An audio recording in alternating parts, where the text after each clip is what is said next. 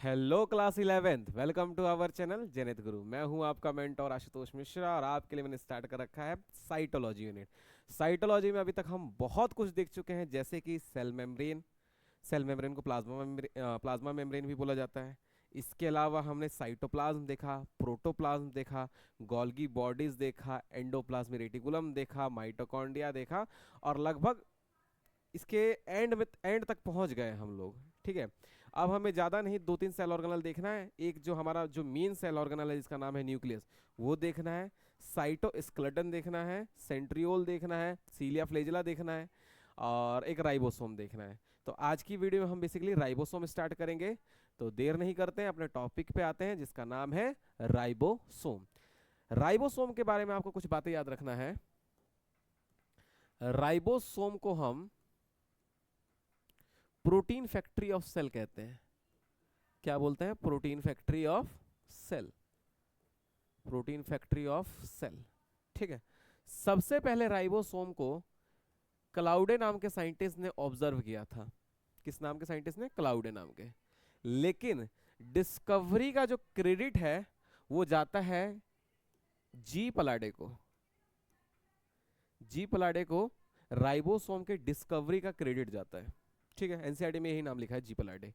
Ribosome को हम protein factory of cell कहते हैं। जाहिर सी बात है, प्रोटीन सिंथेसिस में इन्वॉल्व होता है। ई कोलाई के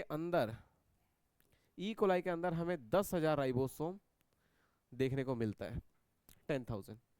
ठीक है, इसके अलावा आपको पता होना चाहिए कि आपको आपको जो दो तरह का जो राइबोसोम पढ़ना है वो है एक 70S और एक है 80S। 70S और 80S। 70S की दो सब यूनिट होती है, मैंने बता रखा है पहले भी। एक होता है 50S और 30S। ठीक है, और 80S का 60S और 40S, ये दो सब यूनिट्स हैं। ठीक है, ये आपको बेसिक बात इसके बारे में पता होना चाहिए। ठीक है, एस जो है वो स्वेडबर्ग यूनिट होती है। एस को हम स्वेडबर्ग यूनिट बोलते हैं और ये इसके डेंसिटी और साइज को बताती है। स्वेडबर्ग यूनिट डेंसिटी और साइज को बताती है। ठीक है, अब देखिए, राइबोसोम को पहली बार ऑब्जर्व किया था क्लाउडे नाम के साइंटिस्ट ने, बता दिया मैंने। डिस्कवरी का क्रेडिट मिलता है जी पलाडे को। ठीक है, also known as ribonucleic protein and also known as protein factory of cell. ठीक है, ई कोलाई के अंदर 10,000 राइबोसोम हमें देखने को मिलता है। एक बार क्वेश्चन आया था इस पे, ठीक है, याद रखिएगा। अब देखिए एनसीईआरटी क्या लिखता है। एनसीईआरटी ने ज़्यादा कुछ बातें नहीं लिखी इसके बारे में। देखिए क्या लिखता है NCERT. Ribosome are the granular structure first observe under the electron microscope as a dense particle by George Palade. ठीक है, इन 1953। क्लियर है? They compose of ribonucleic acid, मैंने बता दिया, आरएनए से मिलकर बना होता है, एंड प्रोटीन से। इसीलिए हम इसको क्या बोले थे? Ribo nucleic protein. किससे मिलकर बना होता है? आरएनए से और प्रोटीन से मिलकर बना होता है, इसीलिए हम इसको क्या बोलते हैं? Ribo nucleic protein. And not surrounded by any membrane. Very important, very important. Ribosome के पास कोई मेम्ब्रेन नहीं होती है, इंपॉर्टेंट बात है। The eukaryotic ribosome are 80S, पता है हमें, इसकी दो सब यूनिट होती है 60S और 40S। 60 प्लस 40 कितना होगा? 80। 100 नहीं बोल दीजिएगा आप, ठीक है, क्योंकि बायो की मैथ है। और प्रोकैरियोटिक में राइबोसोम जो है वो 70S का होता है। 70S की दो सब यूनिट क्या होती है? 50S और 30S। 50 plus 30 is equal to 70। Each ribosome has two subunit, larger and smaller subunit.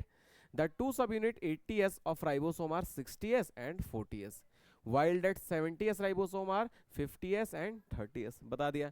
S जो है किसको रिप्रेजेंट करता है? स्वेडबर्ग यूनिट को। और Svedberg unit stand for sedimentation coefficient. It is indirectly measure the density and size. Both 70S and 80S ribosome are composed of two sub units। ये देख रहे हैं, ये एक लार्जर सब यूनिट, एक स्मॉलर सब यूनिट। अगर ये 80S राइबोसोम है तो जाहिर सी बात है ये 60S होगा और ये 40S होगा। ठीक है, अगर वो 70S है तो ऊपर वाला 50 और ये 30। तो ये था आपके एनसीईआरटी में राइबोसोम के बारे में। ठीक है, आई होप आपको राइबोसोम क्लियर हो गया। और राइबोसोम के बारे में क्या याद रखना है? 70S और 80S के सब यूनिट्स याद कर लीजिएगा। साथ ही साथ इसको किस साइंटिस्ट ने खोजा था वो याद कर लीजिएगा। और हाँ, एक चीज़ और, ये जो S है वो S किसको रिप्रेजेंट करता है वो याद रखिएगा। ठीक है, तो राइबोसोम एनसीईआरटी के अकॉर्डिंग तो इतना ही है। नेक्स्ट लेक्चर में हो सकता है कि हम राइबोसोम के ऊपर एक और वीडियो लाएं और उसमें हम थोड़ा सा एक्स्ट्रा बात जानने की कोशिश करें कि इसकी जो सब यूनिट्स होती है उसके अंदर कौन कौन से आरएनए होते हैं, कितने तरह के प्रोटीन्स होते हैं।